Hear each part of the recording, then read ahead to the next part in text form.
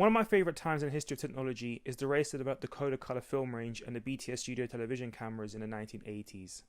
And as a black person who likes appearing clearly on camera and is passionate about media representation, the reason why I love this time period is because both technologies were credited with better capturing non-white skin tones, with Kodak improving things in the domestic market and BTS in professional settings.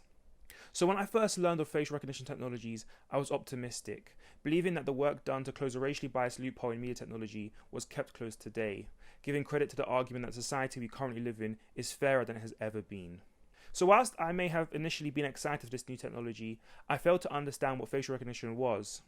Whilst I once believed it was simply about a computer's ability to recognize a face, a definition I took from the Electronic Frontier Foundation, a better working understanding of what facial recognition is to see that facial recognition works because a computer can recognize a face when comparing it to one within a database. So whilst 1994's BTS LDK was revolutionary for its advanced contour correction with 2 automatic skin settings, which was designed to capture snapshots of non-white people better, a brief review of complaints levied against camera manufacturers in 2010 for discriminating against Asian consumers showed that the technology moved past capture and was now moving into recognition. And with that move, my hopes and assumptions were shown to be misguided. Because in the 10 years since Rose's article documenting the complaints of Asian camera users, 2020's facial recognition cameras struggle with something the 1980s already begun to fix: the ability to detect, capture and recognise non-white people with their cameras. Yet on the surface the issue seems rather innocuous, one that will get better with time. It's an argument which seems true, especially when facial recognition technologies have been incorporated into flagship devices for user convenience, with Apple's Face ID feature being one example that seems to get more accurate with each iteration. However, when I learned that facial recognition technology is being touted as a law enforcement aid, then it becomes controversial that inaccuracies with technology are yet to be removed. This is because any inaccuracy in facial recognition technology has the potential to be used in the incarceration of innocent people. Reflecting on why facial recognition poses a threat to our civil rights, I revisited the evidence that showed that facial recognition was being used as a tool in making arrests. As the Metropolitan Police explain, live facial recognition, LFR, is a technology that can help locate a person from a digital image. We're using this technology to prevent and detect crime by helping officers find wanted criminals.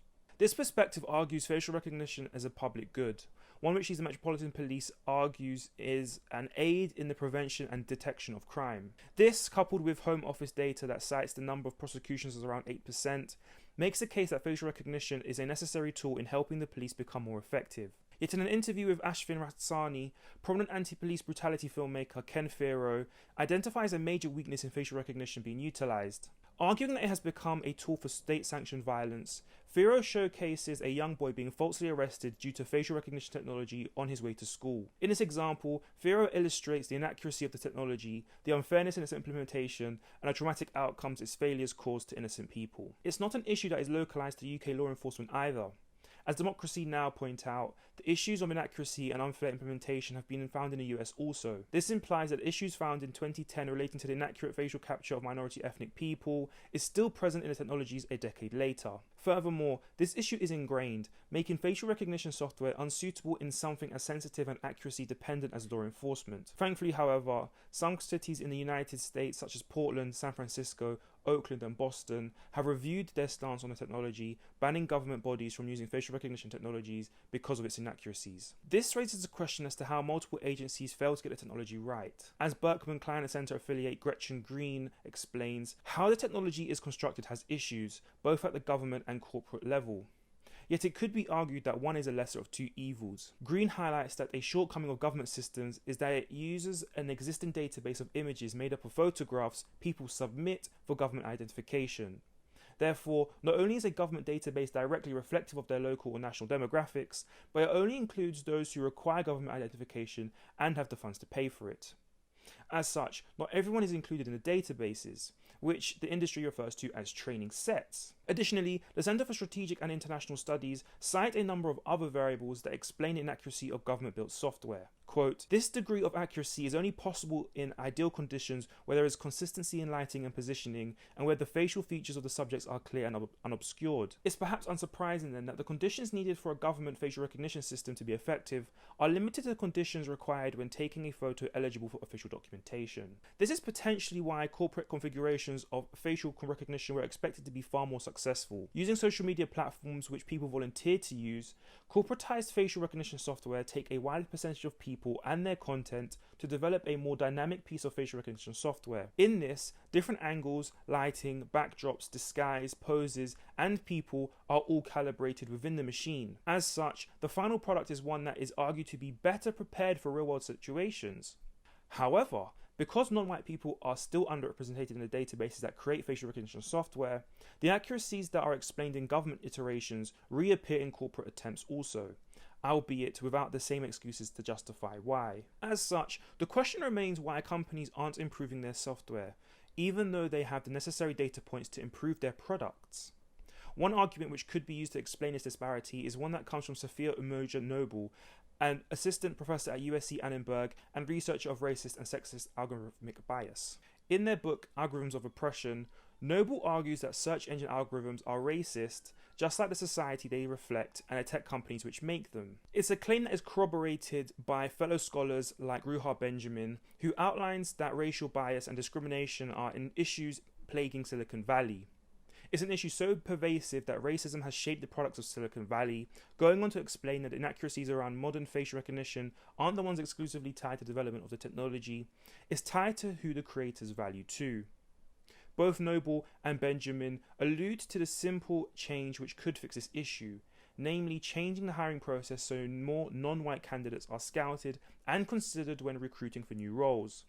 The logic behind this being that a wider range of people should be able to recognize an absence of people who look like them when reviewing the training sets used. However, as Sarah Harrison details in Wired, tech companies are hiring more diverse candidates than ever, so raw numbers aren't the issue. The issue instead is in retaining these employees. Quote, in 2018, Google reported attrition data for the first time, showing Black and Latinx employees left at higher rates than their white counterparts. This year, attrition rates fell for those groups, but Jen Heinington, Google's head of diversity strategy, described the situation via email with the familiar phrase, quote, there is still work to be done, end quote. As such, the answer here is not one that lies in just checking the personnel at a company. After all, if tech companies are just as racist as the societies which their products reflect, then no amount of hiring will change the culture of racism which prevents non-white people from being listened to or valued. I suspect then that the iteration of political discourse around the legality and use of facial recognition, its cultural reflection of a rising society, and its individual tool as a project that can simultaneously convenience users and encroach on civil rights, is an ethical conundrum.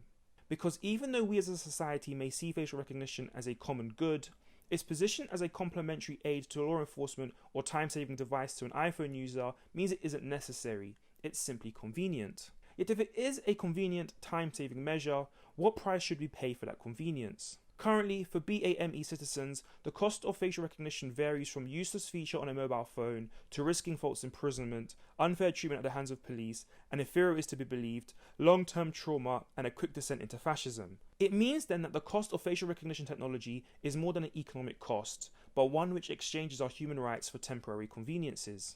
And in being a tool of disproportionate, state-sanctioned violence, perhaps there is a case to be made that facial recognition technology should be illegal in the UK. As the Equality and Human Rights Commission detail, a human right in the UK includes people to be protected from discrimination, and currently, facial recognition technologies have shown to violate this right. So the question remains as to what I now believe should be done with facial recognition, now that this project has given me the opportunity to learn more.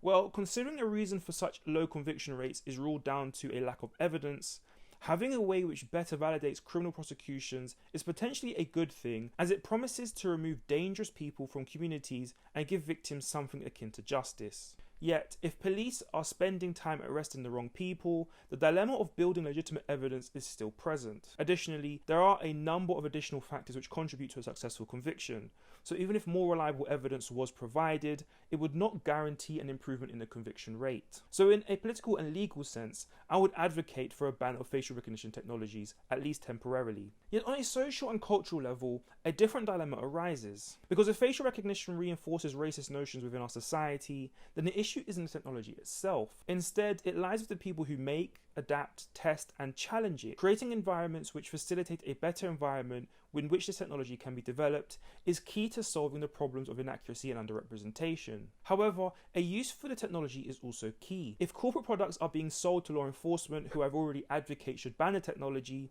then who is left to use this mass surveillance tool? As someone who does not believe that individuals or corporations should hold power in a civil society, then I must advocate for the ban of facial recognition too. Yet in taking such a stance, I don't address the fundamental motivations or incentivizations of creating such a technology in the first place, which was to create a more convenient alternative to the tools and methods we have currently. So whilst a ban on this technology could be justified, I don't think it would bring an end to the technology, its development or use just yet.